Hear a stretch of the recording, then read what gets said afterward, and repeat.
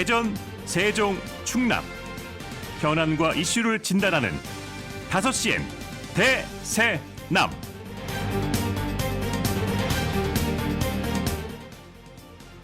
안녕하십니까. 5시엔 대세남 박명원입니다. 노동계가 연말까지 줄줄이 총파업에 들어갑니다. 화물, 철도, 공항, 지하철, 병원, 학교 등 동시다발로 전국적인 산업별 대규모 파업을 벌이는데요. 노동계는 국민 안전과 생명보호, 노동권 확대 등을 위해서 파업에 나선다고 밝혔습니다. 그런데 이 파업에 대응하는 대통령과 정부의 발언을 볼까요? 윤석열 대통령은 현장 요구사항에 귀 기울이고 대화하되 불법 행위에 대해서는 법과 원칙에 따라 엄정 대응하라고 주문했고, 이정식 고용노동부 장관도 노사를 불문하고 불법 행위에 대해서는 엄정 대응할 것이라고 밝혔습니다. 한덕수 국무총리 역시 법과 원칙을 어기는 행위는 어떠한 경우에도 용납하지 않겠다며 일체의 관용 없이 모든 조치를 강구해 엄정하게 대응하겠다고 말했습니다. 어려운 경제 상황에서 파업으로 인한 사회적 혼란, 막대한 사회적 비용에 대한 우려의 목소리가 있습니다. 그리고 네, 맞습니다. 이 불법 행위에 대해서는 분명 법과 원칙을 적용해야 합니다. 그렇다면 이 국면을 풀어갈 대화, 소통, 설득은 있었습니까? 먼저 이 시점에 중재자 역할로서 사회적 갈등을 풀어야 할 경제사회노동위는 보이지도 않습니다. 김문수 경사노위 위원장은 핵심 업무인 이 사회적 대화를 실제 운영하는 전문 인력 14명을 전원 해고한 바도 있습니다. 대통령과 정부는 어떻습니까? 파업에 들어가는 노동자들도 국민입니다. 파업에 이르기 전에 국민의 사정을 헤아리고 대안을 제시하기 위한 노력은 진정 있었던 것인지, 파업에 엄정 대응하겠다면서 국가 경제를 어렵게 하는 이기적 파업이다, 정치적 파업이다라며 프레임을 짜고 있을 뿐 왜 엄정 대응을 할 수밖에 없는지 그 설명은 없습니다. 국민이 그 사정을 도리어 헤아려야 할 판입니다. 이것이 법치는 아닙니다. 자, 오늘 방송은 사전 녹음 제작됐다는 점 청취자 여러분께 양해의 말씀 먼저 드리면서 11월 28일 월요일 5시엔 대세남 시작합니다.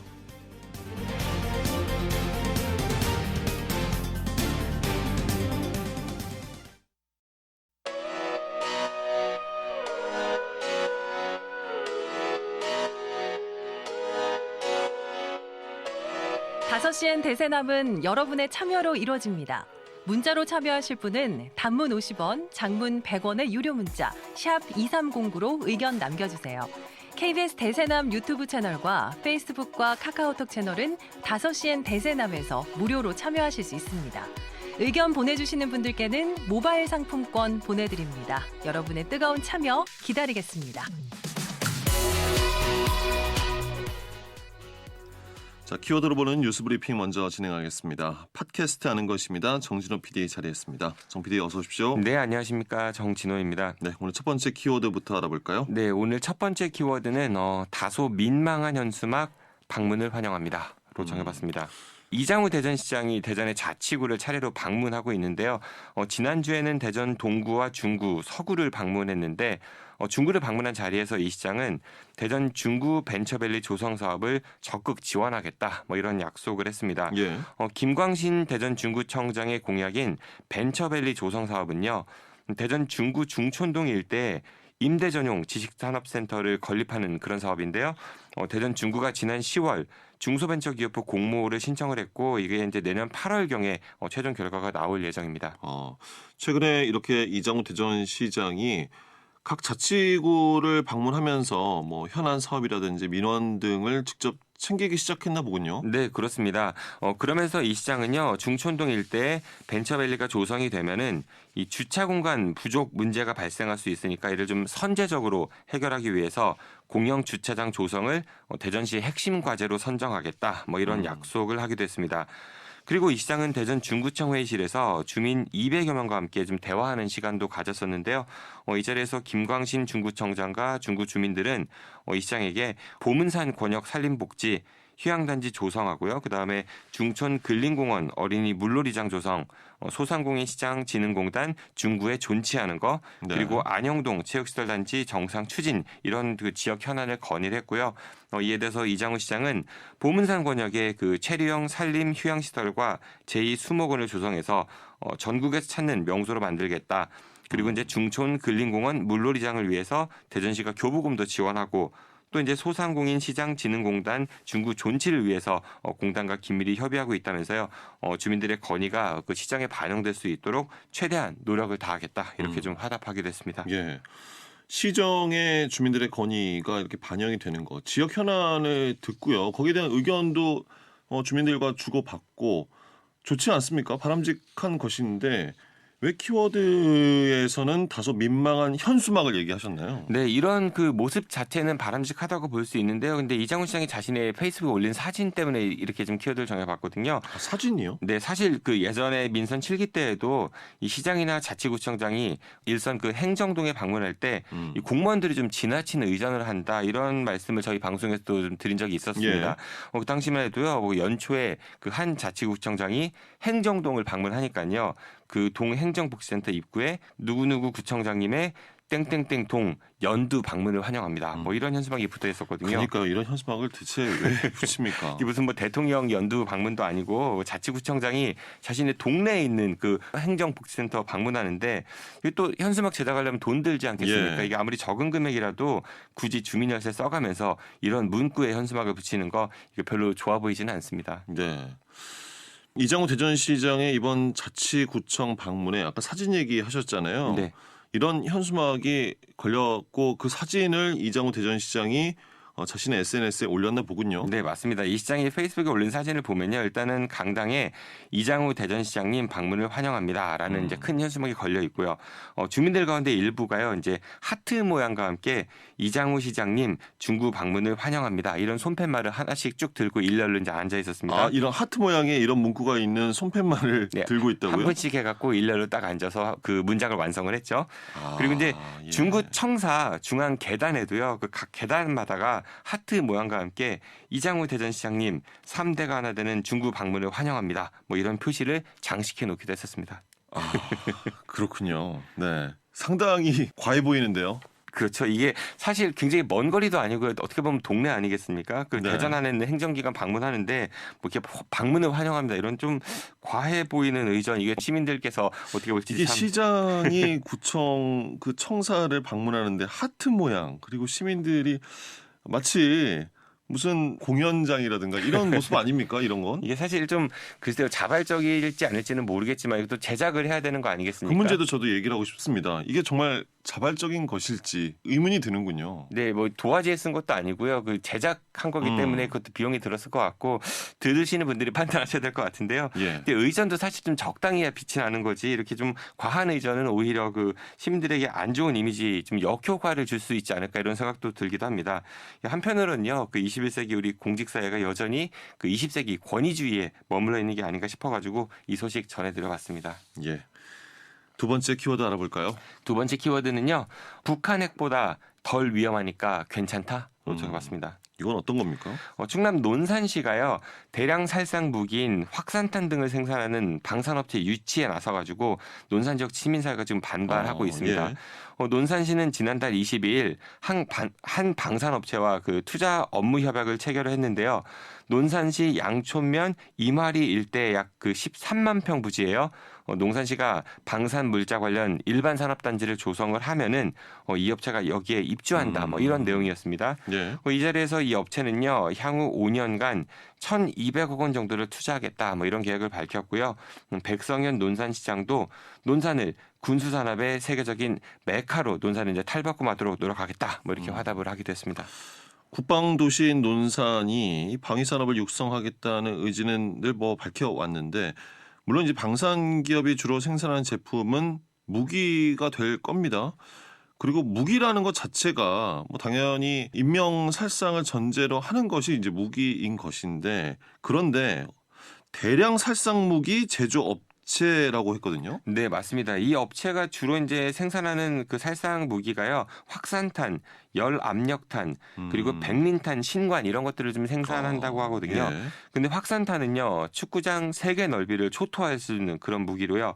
현재까지 이 탄 관련해서 피해자의 98%가 민간인으로 보고돼 있고 그 가운데 3분의 1은 어린이였던 걸로 보고가 되어 있습니다. 예. 그리고 열압력탄은요.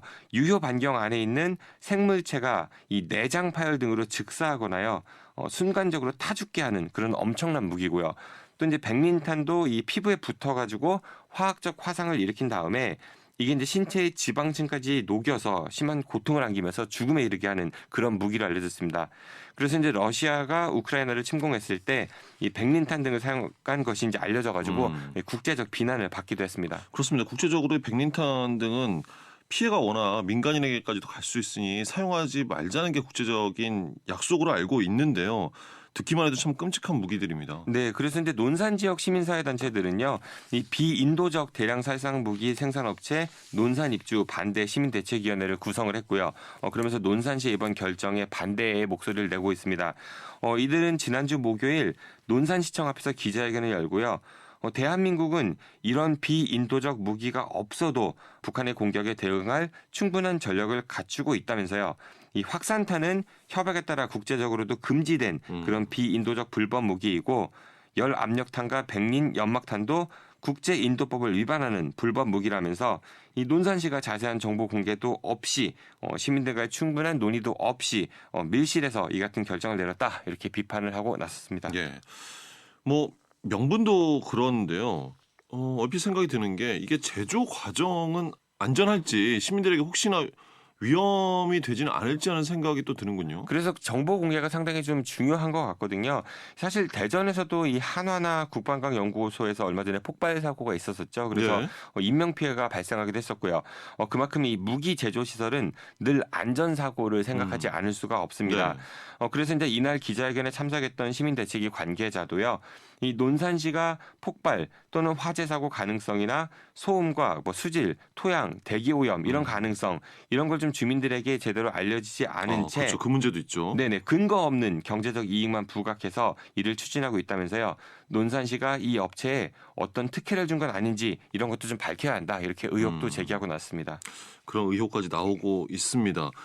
이 주민들의 목소리에 대해서 논산시에서는 뭐 어떤 이야기를 하고 있습니까? 네, 백성현 논산시장이요. 이날 또 시민대책위와 간담회를 가졌었거든요.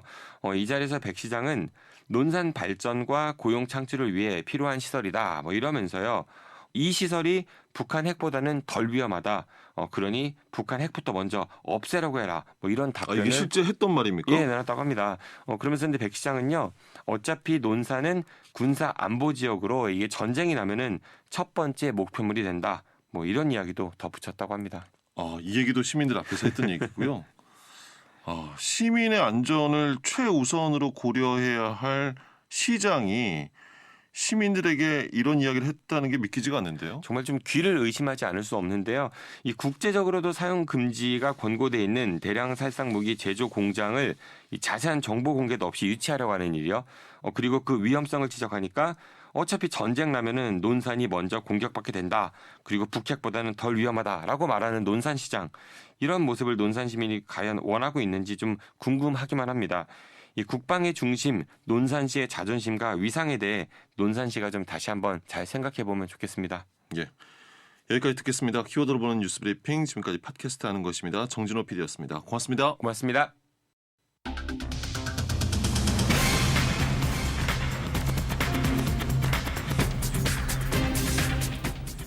다섯 시엔 지역의 이슈와 현안을 진단합니다. 5시엔 대전, 세종, 충남 지역민의 목소리를 듣습니다. 5시엔 시사라디오, 5시엔 대세남이 있습니다.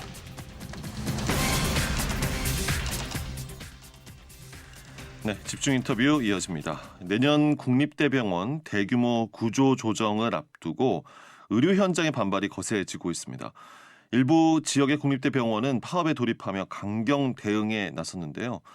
코로나 시기에 증원됐던 인력을 감축하려는 이 정부 계획이 이번 사태를 촉발시켰다라는 분석이 나오고 있습니다. 자, 우리 지역의 국립대병원 상황은 어떤지 보건의료노조 대전충남본부 조혜숙 본부장과 짚어보겠습니다. 자, 전화 연결되어 있습니다. 조혜숙 본부장님 안녕하십니까? 네, 안녕하세요. 예. 지난 10월이었습니다. 저희가 이제 국립대병원 의사와 간호사의 퇴사율이 높다, 지역의 의료 현장이 상당히 어렵다, 그 상황을 짚어봤었고, 그때도 인력 감축에 대한 이야기를 나눴었는데 한 달여가 이제 지났고 의료 현장의 반발이 더욱 거세지고 있습니다. 정부를 상대로 강경한 모습 이어가고 있는데요. 이렇게 계속해서 반발이 나오고 거세지는 이유를 말씀해 주신다면요. 먼저 7월에 발표된 기재부의 공공기관 혁신 가이드라인 때문입니다. 예. 그 내용은 생산성과 효율성을 높이기 위한 방안이었고요. 또 이제 정부 각 부처별로 이런 비대한 조직이나 인력 이런 것들을 슬림화해서 인력 감축 계획안을 제출하라고 명시를 했습니다. 그래서 교육부 산하의 이 국립대병원 10곳하고 치과병원 4곳 이렇게 해서 419명 감축안을 냈거든요. 예. 근데 병원은 그렇게 인력을 한 번에 늘렸다 줄였다 할 수 있는 곳이 아닙니다. 그리고 항상 늘 인력이 부족한 곳이고 현원도 유지하기가 굉장히 어렵습니다. 예. 이렇게 이제 병원의 특수성을 고려하지 않고 무조건 인력 감축을 해라라고 한다니 반발이 생길 수밖에 없었습니다. 예.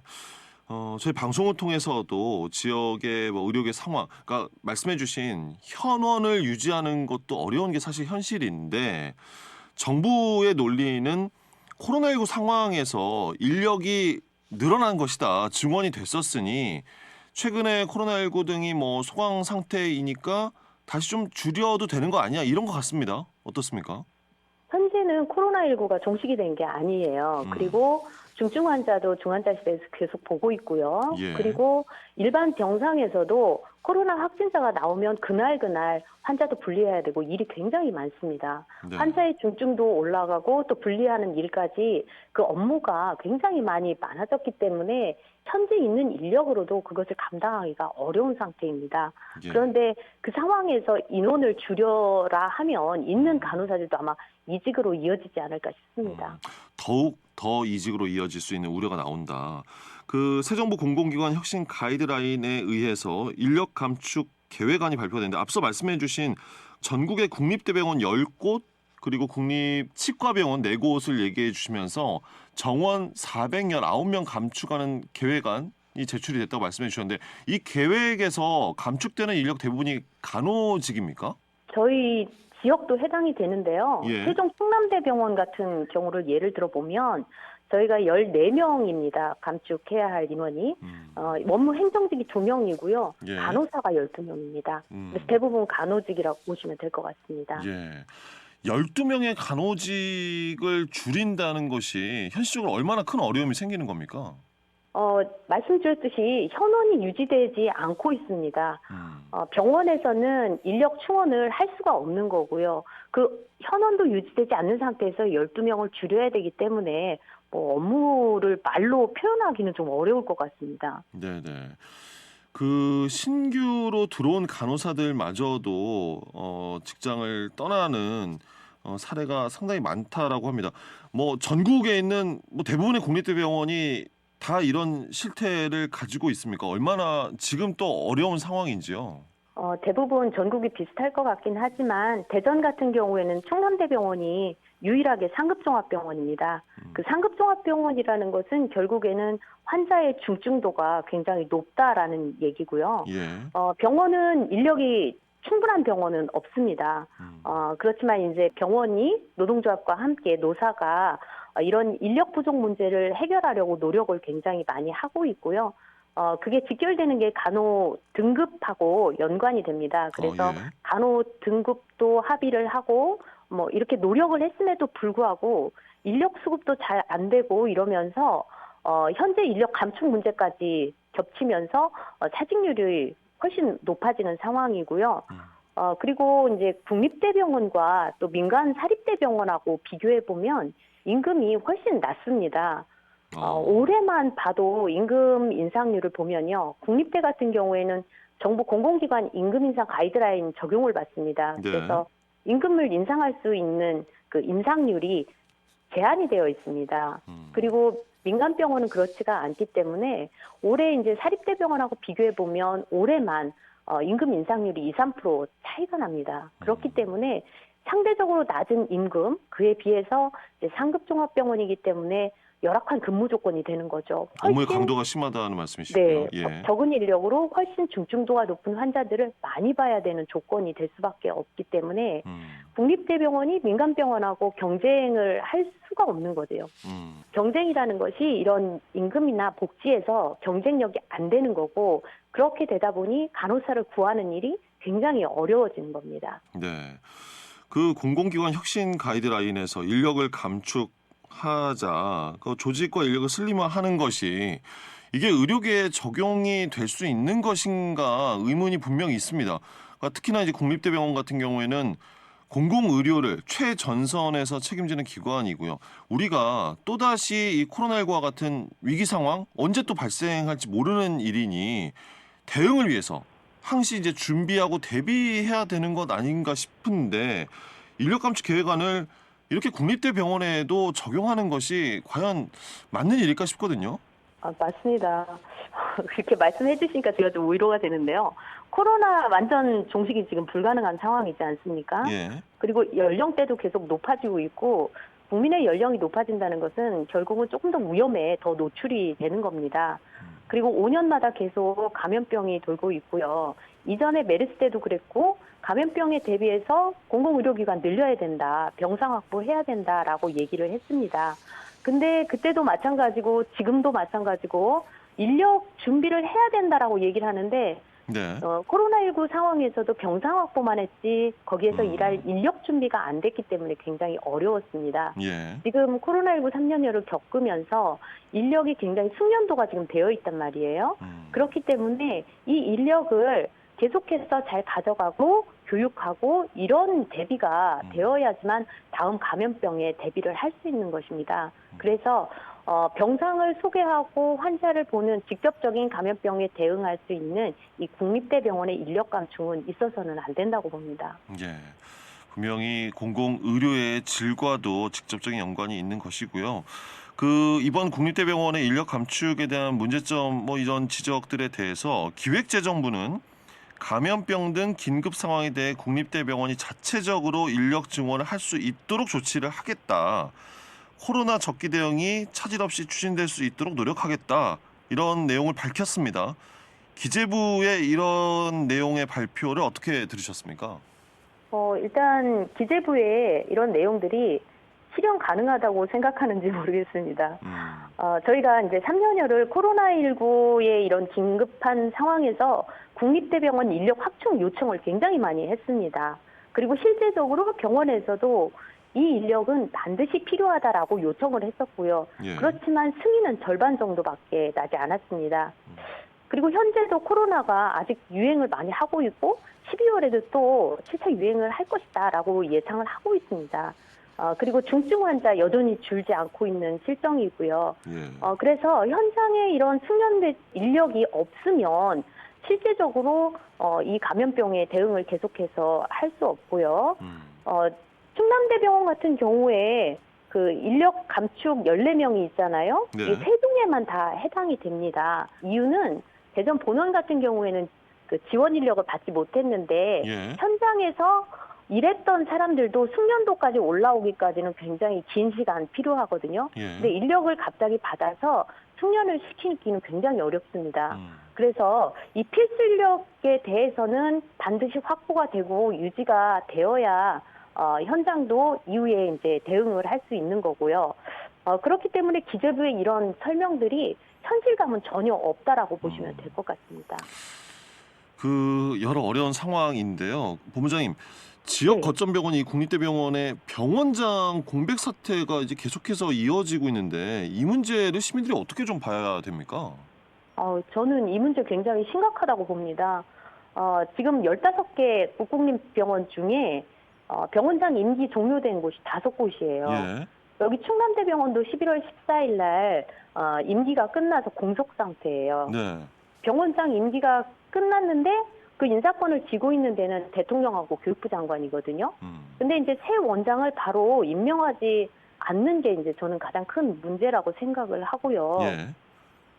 공공병원이기 때문에 이런 지금 현재의 상황에 공공의료 수행을 해야 되고요. 보건의료 사업도 추진을 해야 되고 이러한 문제들이 있는데도 현실적으로는 대응하는 데 있어서 굉장히 어렵다. 차질이 불가피하다. 이렇게 네. 다들 걱정을 하고 있는 거고 음.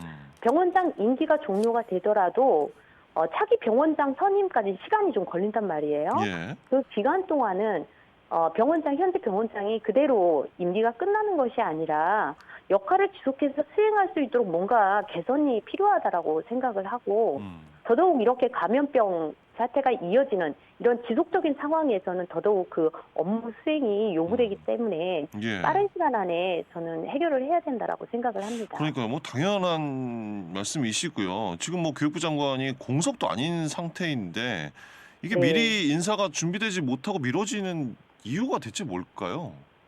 뭐 여러 가지 상황은 있습니다만 아시다시피 교육부 장관 후보자가 뭐 낙마도 했었고 취임했다가 뭐 입학 연령 낮추는 문제 때문에 또 사퇴도 하고 뭐 그다음에 지금 장관이 임명이 됐지만 어쨌거나 계속 미루고 있는 게 문제인 것 같고 이런 행정적인 절차들이 너무 오래 걸리다 보니 이게 빠른 시간 내에 선임이 안 되는 것 같습니다. 네. 그래서 병원 같은 곳은 다른 곳과의 차별화가 있잖아요. 특수성이 있기 때문에 좀 더 빠르게 진행할 필요가 있고 이런 것들은 좀 개선해야 되지 않을까 싶습니다. 예. 앞으로 관련해서 어떻게 좀 대응을 해 나갈 계획이신지 또 시민들께 전하고 싶은 말씀을 드려 주신다면요. 예, 저희 보건의료노조는 그간에 이제 의료 민영화 저지 투쟁을 했었고요. 메르스 코로나19 상황에서 공공의료 강화 투쟁 이렇게 국민들과 함께 시행해 왔습니다. 또 우리는 국민과 함께하는 투쟁을 전개할 거고요. 앞으로도 국민 여러분의 그런 건강권을 지키기 위해서 또 우리의 돈보다 생명을 위한 지치에 맞게 함께 투쟁해 나가도록 하겠습니다. 예. 오늘 말씀 여기까지 듣도록 하겠습니다. 연결 감사합니다. 네, 감사합니다. 네, 집중 인터뷰.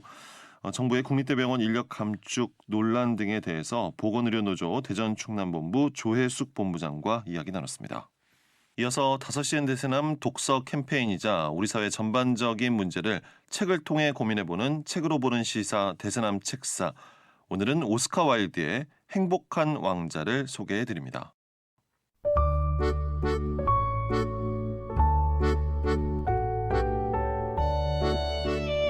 사회 이슈와 현안을 한 권의 책으로 말합니다. 희망의 책과 함께하는 책으로 보는 시사 대세남 책사. 안녕하세요. 희망의 책 대전본부 박주환입니다. 오늘은 여러분과 오스카 와일드의 행복한 왕자를 나누어 보려고 합니다. 오스카 와일드는 당대 찰스 디킨스와 함께 제2의 세익스피어라고 칭송받았던 인물입니다. 주옥 같은 아름다운 문장으로 많은 사람들의 마음을 울렸습니다. 행복한 왕자는 1888년 첫 출간되어서 100년이 지난 지금까지도 사랑을 받고 있는 책입니다. 간단하게 책 내용을 요약해보면 겨울을 피해 가족과 동료들이 있는 남쪽 이집트로 가던 제비가 황금색 행복한 왕자 동상이 우뚝 서 있는 마을, 그 동상 발치에서 하룻밤을 지냈는데 행복한 왕자를 사랑하게 되면서 그 마을에 생긴 기적입니다. 행복한 왕자는 자신의 소중한 눈 두 쪽을 마을의 가난한 작가와 성냥팔이 소녀에게 주고 자신이 덮고 있던 황금박을 떼어다가 마을 구석구석 가난으로 고통받고 있는 이웃에게 모두 나누어 주어 마을 전체가 따뜻한 겨울을 보낼 수 있었습니다. 그러나 겨울을 피해 따뜻한 고향으로 가지 못해 얼어 죽은 심부름꾼 제비와 자신을 덮고 있던 황금과 아름다운 보석을 다 잃은 채 형편없는 몰골의 쇳덩어리가 되어 그토록 사랑했던 마을 사람들에게 쇳물로 녹여져 버린 가련한 왕자. 왜 오스카 와일드는 이 형편없는 모습의 왕자 동상을 행복한 왕자라고 했을까요? 진정한 행복이란 무엇일까요? 책에서 진정한 행복을 직접 언급하지는 않았습니다. 하지만 행복한 왕자가 장대 높은 꼭대기에서 도시를 내려다보고 있으면서 가난한 사람들의 슬픔과 고통을 보며 진심으로 아파했고 그 슬픔과 고통을 자신이 가지고 있는 것을 다 희생해서 해결하는 마음과 행동의 결과, 그것이 진정한 행복이 아닐까요? 곧 추운 겨울이 옵니다. 올겨울은 어떻게 버텨야 하나? 매일 얼음장 같은 방에서 부탄가스 버너 하나에 의지해서 겨울을 나는 이웃들도 있습니다. 행복한 왕자가 이웃의 어려움을 도우면서 진정한 행복을 알았던 것처럼 우리도 그런 이웃을 돌아보고 그분들에게 실제 도움을 드려 모두가 따뜻한 겨울을 보낼 수 있도록 행복한 연말이 되었으면 합니다. 행복한 왕자 속 한 구절 읽고 마치겠습니다. 사랑스럽고 귀여운 제비야, 참 신기한 이야기들이구나. 그렇지만 인간이 당하는 고통보다 더 놀라운 건 없단다.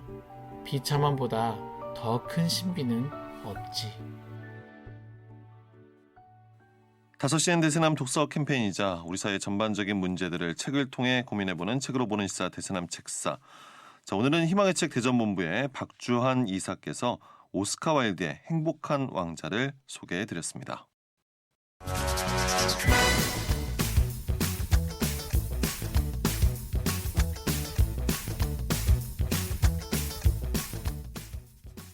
네, 이어서 취재신문 기자들의 날카로운 시선으로 지역의 이슈를 진단해보는 방송을 탄 기자단, 이른바 방탄기자단 시간입니다. 충청투데이 이정훈 기자, 중도일보 임효인 기자 자리했습니다. 어서 오십시오. 안녕하세요. 안녕하세요. 네, 오늘 방송은 앞서 말씀드린 것처럼 녹음 제작된 방송입니다. 방송 시점에서는 상황이 달라질 수도 있다는 점 양해 말씀 또 드립니다. 자, 민선 8기 출범 이후 보문산 개발을 둘러싼 민관의 첨예한 갈등이 이어져 왔는데 최근 새로운 소식과 발표가 나왔습니다. 기존에 이제 산림청 예산을 받아서 보문산에 48.5m 높이의 목조 전망대 설치가 추진이 됐었습니다. 그러니까 그때 이런 거 들어서면 된다 안 된다 여러 갈등도 있었고 사업이 일단 중단이 된 상태였다가 보문산 목조 전망대 최종 사업 계획이 나왔다고요? 네, 사실 이 보문산 개발 사업은 근래 1, 2년 사이 계속 흐지부지 진행되고 있는 지역 현안 사업 중 하나였는데 사업이 참 꼬여만 가고 있던 모습이었습니다. 일단 정리를 해보자면 대전시는 보문산의 산림청 예산을 받아 원래 오는 2024년까지 48.5m 높이의 목조 전망대 설치를 추진하고 있었는데 하지만 이 민간협의체가 짓지 않기로 혐의를 깼다면서 반발을 해가지고 네. 또 지난 4월 달 이후 사실상 사업이 또 중단이 됐었 여기까지는 있었고. 이제 민선 7기 때. 네. 때문에 국비 반납 우려까지 있었다가 다시 타워형 전망대를 없애고 대신 2층이던 복합문화동을 4층으로 올려서 이 복합 목조 전망대로 변경이 된 것이죠. 그러나 이 목조 전망대도 시민단체가 반대하고 나서면서 이 48m짜리가 절반인 24m로 결정이 됐고 예. 또 이를 두고서도 이 뚜렷한 목적 없이 왜 기능을 축소했느냐라는 목소리가 나오면서 참 사업이 논란 속으로 이어지고 있는데 결국엔 일단은 산림청이 조건부 승인을 하면서 사업 추진은 이어나가고 있는 단계입니다. 예. 이게 참 그동안에 변했던 내용들을 따라가기도 어려울 정도로 이게 정말 그 전망대 관련 사업들이 계속해서 바뀐 상황인데 이게 진행이 될까 싶었는데 일단은 산림청에서 조건부 승인을 했습니다. 대전시가 당초에 48.5m 높이의 목조 전망대를 추진을 하다가 사업 계획을 변경한 이유에 대해서 좀 알아야 하실 것 같아요. 근데 그게 지금 현재 대전시는 그게 고층이어서 시민단체가 반발해서 우리가 사업 계획을 이렇게 변경한 거다라고 얘기를 하고 있지만 사실 이것과 별개로 대전시가 보문산 그 관광 개발 사업을 하면서 거기에 또 다른 전망대 기능을 갖춘 타워를 조성할 예정입니다. 예. 그렇다 보니까 전망대가 두 개가 겹친다라는 얘기가 나올 수 있기 때문에 전망대는 복합 기능을 넣어서 낮은 형태로 지금 기존에 추진하려던 그 보은대 그 위치에다가 국비를 받아서 추진을 하는 내용으로 산림청에 사업 변경 신청을 한 거거든요. 예. 근데 이것도 이제 당초에 산림청에다가 공모 사업을 할 때는 친환경인 소재, 목재로 전망대를 하겠다라고 했는데 전망대 기능이 약해지니까 산림청과 조율이 필요했던 겁니다. 그 이전에 사업 추진을 하면서 지역 뭐 시민단체나 일부 이제 반발하는 목소리들이 있어서 산림청이 그러면 몇 가지 조건을 달아서 일단은 대전시가 신청한 변경을 승인을 해준 거거든요. 그래서 어떤 조건을 달았냐면 3가지 조건이 있었다고 합니다. 그래서 앞으로 사업을 추진하는 과정에서 사업을 반대하는 이들과 좀 합의해 가면서 사업을 추진해라. 이런 거 하나. 그리고 또 하나는 당초 전망대 기능을 할 수 있게 전망 기능을 담아서 사업을 추진해라. 예. 또 뭐 그리고 하나는 뭐 다양한 연령대가 이용할 수 있는 그런 목재 광장 조성 검토해라. 뭐 이런 조건을 달아서 산림청이 사업 변경을 승인을 해줬습니다. 네. 조건이 달려 있는 승인이라는 네. 거군요. 네. 네. 이제 정리를 해 보자라고 하면, 그러니까 기존에 논란이 됐던 그 목조 전망대 같은 경우에는 그대로 그 자리에서 짓는데 뭐랄까요, 좀 낮게 전망대 기능을 하면서도 좀 낮고 문화 상업 시설 좀 들어가는 네. 그런 시설로 지어진다. 일단 이렇게 이해를 하면 되는 걸까요? 맞습니다. 네. 그런데 지역 주민들과의 충분한 뭐 논의도 조건에 들어가 있어요. 그럼 이거 정말 해야 되는 거 아닌가요? 의견 수렴 부분이 좀 약했던 것 같아요. 어떻게 보면 공식적인 공청회나 토론회, 뭐 의견 수렴 이런 부분은 없었다고 생각을 했거든요. 그래서 저희 취재진도 대전시에게 뭐 이런 얘기를 많이 물어봤었는데 시민들의 의견을 좀 많이 들어봤느냐라는 예. 문의를 해봤는데 대전시는 뭐 의견을 수렴하지 않았던 건 일부 단체들의 주장에 불과하다. 자기네들은 그동안 충분한 논의 과정을 거쳐왔다. 실제로 목조 전망대도 48m에서 24m가량으로 줄어든 것도 다 의견 수렴을 들어서 한 것 아니냐라는 입장을 저희 취재진한테 전했다고 하는데 이런 항변들이 어떻게 보면 과연 논의로 이루어진 건지 충분한 의견이 있었는지는 좀 의아하게 생각을 하고 있습니다. 예. 일각에서는 대전시가 어떤 반대 의견을 수렴하는 차원에서 높이를 낮췄다라는 게 아니라 그것과 별개로 새로운 것을 하기 위한 거고 어떤 보여지는 이유상 시민단체들이 환경단체들이 반발해서 우리 높이 낮췄어라고 이야기를 하고 있다는 그런 시각도 있습니다. 그러면 산림청의 이 조건부 승인에서의 이 조건 같은 경우에는 대전시 입장에서는 이미 조건은 다 우리가 충족을 했다 이렇게 받아들이고 있는 건가요? 그렇습니다. 이제 민선 7기 때는 이 보문산 관광 활성화를 위한 민간 공동 위원회라고요. 그런 어떤 위원회 기능을 할 수 있는 뭐 시민단체도 들어가고 주민들도 들어가고 해서 이 위원회가 어떤 식으로 보문산 관광 활성화를 할 건지 뭐 전망대를 짓는다면 어떤 높이에 어떤 기능을 갖춘 시설을 설치할 건지 이런 것들을 논의를 했습니다. 네. 근데 그때 당시에 나왔던 합의 내용이 고층이라는 이제 단어가 계속 이제 어떤 해석의 차이를 두고 있는데 고층에 전망대는 설치하지 않기로 어떤 이런 합의를 봤어요. 예. 근데 이제 그게 기존에 대전시가 하는 48.5m가 고층이다 아니다를 놓고 계속 논란을 사실 이게 약간 빚다가. 편법 같은 거였잖아요. 그러니까 층으로만 따지면 네. 낮지만 네, 높이를 맞습니다. 상당히 네. 층마다 높여서 그쵸. 결국에는 고층이 돼버린 거잖아요. 그렇죠. 네. 근데 그 과정에서 시민단체는 결국에 우리가 합의한 그 의견을 듣지 않았다, 무시했다라고 계속 주장을 하고 있고 대전시는 우리도 의견 들으면서 했어라고 또 주장을 하고 있는 상황인데 제가 대전시한테 물어봤어요. 그러면 지금 산림청이 주민 의견을 수렴하는 그런 어떤 전제를 달아서 조건부 승인을 해줬다. 그러면 앞으로 이런 의견들을 수렴하는 과정들을 이행할 계획이 있냐라고 하니까 그건 없다. 다만 앞으로 공원 조성 계획 변경 과정들이 있는데 이 과정에 어떤 사업을 할 때 공청회나 시민 의견들을 듣는 이제 정해져 있는 절차들이 있거든요. 예. 그래서 그 과정에서 의견을 듣겠다. 그리고 그게 타당한지 심의하고 타당하다면 사업에 반영하겠다라고 했지만 사실 이 과정에서 사업 내용이 뭐 얼마나 반영될지는 좀 미지수입니다. 이거 나중에 뭐 산림청이 이 조건을 잘 이행했나 안 했나를 가지고 이 승인이 철회가 되거나 그럴 수도 있는 겁니까? 근데 조건부 승인이고 일단은 말 자체가 조건부라는 게 단서가 붙지만 승인이잖아요. 근데 대전시는 이 승인에 더 힘을 주고 해석을 하고 있는 상황입니다. 그래서 어쨌든 우리는 지금 승인을 받은 상태다라고 하면서 반대하는 사람들이랑 얘기를 했고 앞으로도 정해진 과정에서 얘기를 하겠다라고 하니까 이건 승인이 된 것이다로. 네, 그렇게 보고 있는 상황입니다. 네. 그 우리가 지금까지 얘기했던 이 목조 전망대도 있고요. 네. 또 있는 겁니다. 그러니까요. 네. 그러니까 이거와 별개로 민선 8기가 들어서 이장우 시장이 이야기한 높은 그 고층의 그 전망대 타워는 그대로 그러면 또 추진이 계속해서 되는 건가요?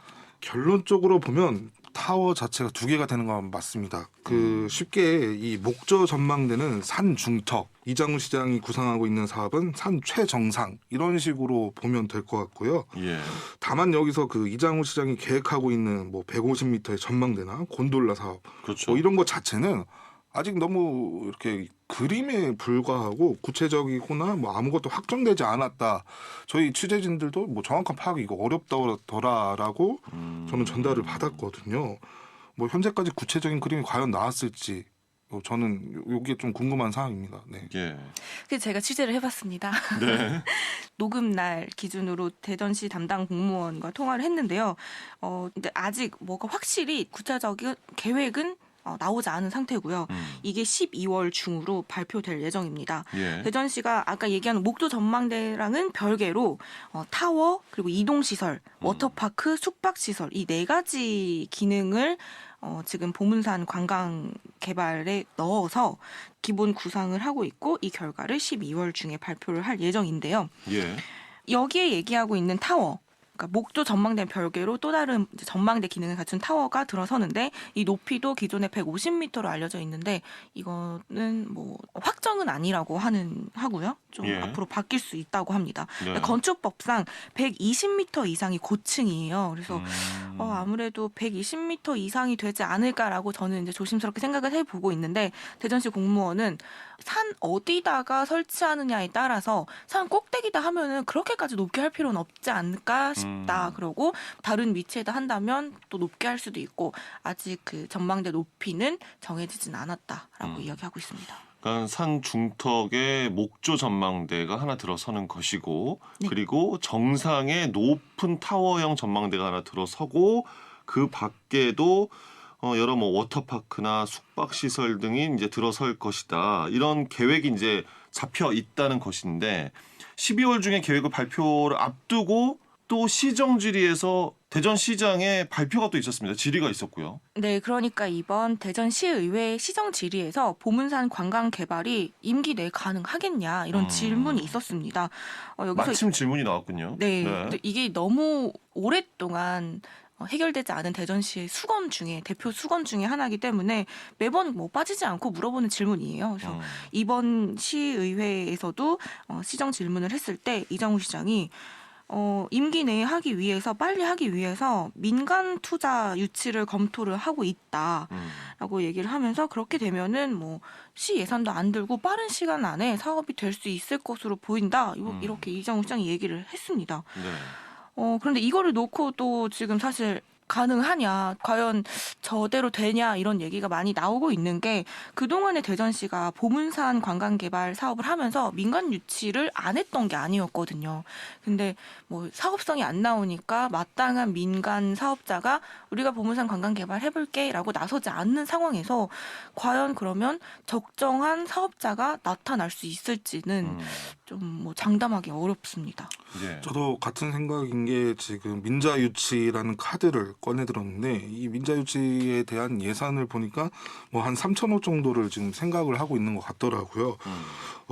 쉽지만은 않아 보이고 실제로 그동안의 대전 지역 사례들만 봐도 뭐 유성복합터미널뿐만 아니라 대전역 일대 개발 사업을 할 때도 이 민자유치는 계속 철회가 됐기도 하고 사업이 중간에 안 되기도 하고 뭐 이런 얘기가 많았는데 특히나 이 시민단체의 반발도 심한 곳이고 이 사업자 입장에서도 수익성이 마땅히 나오지 않을 것 같은 이런 사업에 과연 민자유치를 쉽게 이끌어낼 수 있을지 이 새 돌파구가 될지는 아직 장담을 못하는 것 같고요. 아무래도 또 다르게 생각하면 시 한정적인 예산으로 이 사업 자체를 끌고 가기 어렵나라는 생각도 들고 앞으로 조금 지켜봐야 될 사안인 것 같습니다. 예. 그래서 제가 이런 질문을 대전시에다가 했더니 그동안에는 구체적인 사업 타당성 검토나 이런 과정들이 없었다. 그러면서 전에는 없었다고 합니까? 담당자는 그렇게 얘기를 했거든요. 그래서 예. 앞으로 우리는 사업 타당성을 잘 따져서 사업자가 들어올 수 있도록 그런 사업 계획을 세우겠다라고 이야기를 했습니다. 예. 네. 좋죠. 뭐 민간 자본 유치가 되면 네. 이장우 대전시장 본인 임기 내에 뭐 특별한 문제 없이 건물도 다 올리고요. 그 다음 책임은 결국에는 그 이후의 문제가 되는 거니까요. 아니 지금 유성복합터미널도 제대로 되지 않은 시간이 수세월이 지나고 있고 게다가 이장우 대전시장이 제2외곽순환 고속도로도 민자로 해서 또 이게 유치를 한다라고 하거든요. 네, 지금 대전 그 천편 고속화도로도 민자 유치를 해서 조성이 된 도로인데 지금 그 경영 부채가 1,300억 정도가 된다고 합니다.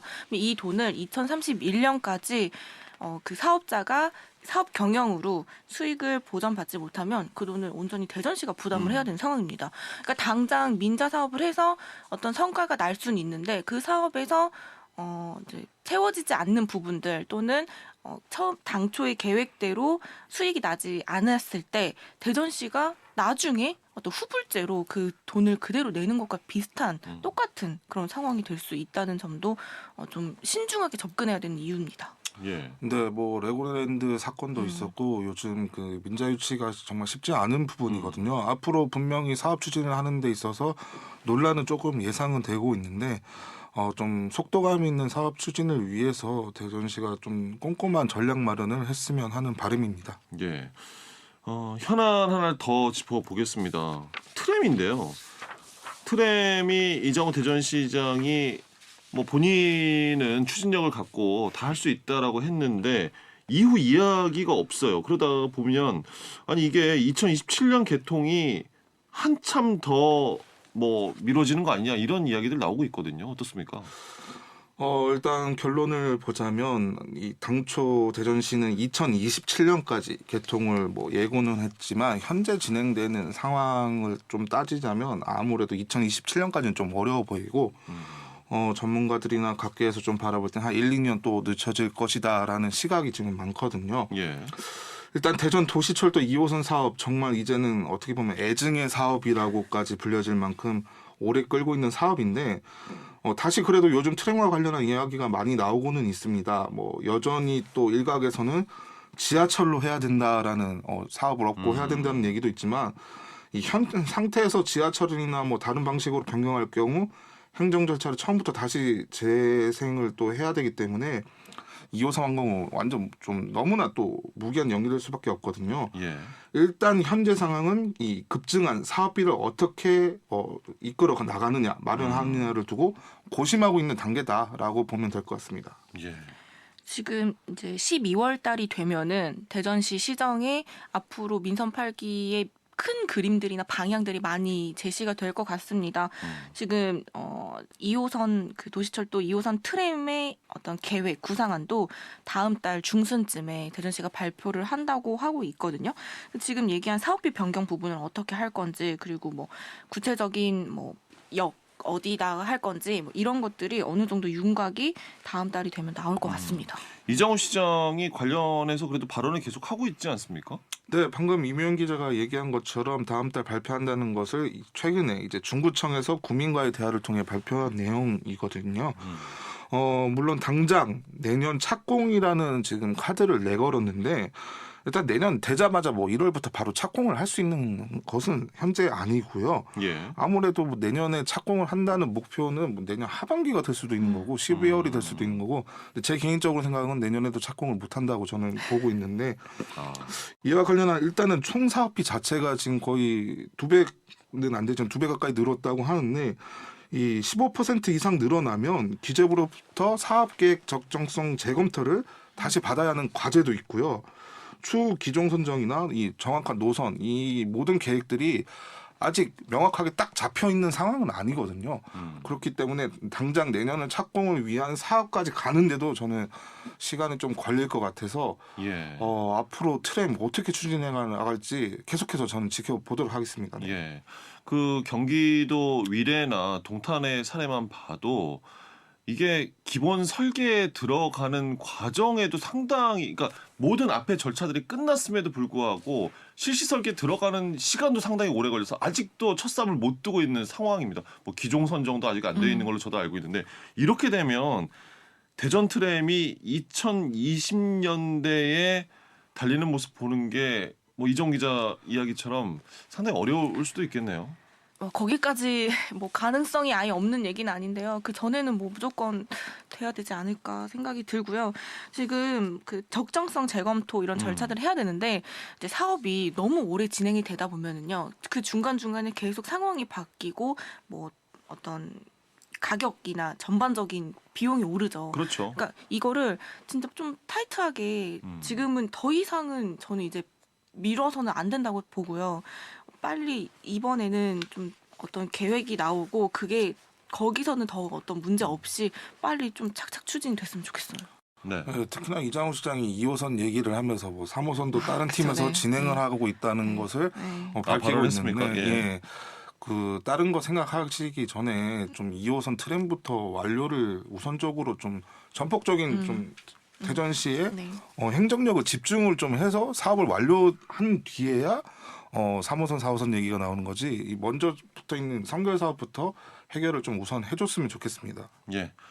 자, 방탄기자단 여기까지 하겠습니다. 보문산 개발 사업도 트램 추진 상황대에 대해서 짚어봤습니다. 충청투데이 이정훈 기자, 중도부 임효인 기자였습니다. 고맙습니다. 고맙습니다. 감사합니다. 5시엔 대세남 오늘 끝곡 캐롤킹의 You've Got a Plan 준비했습니다. 이 노래 전해드리면서 저도 인사드립니다. 지금까지 박명원이었습니다.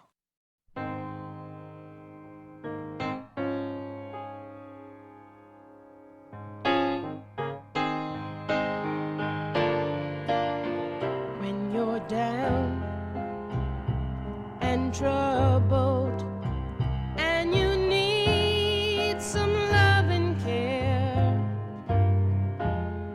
and nothing is going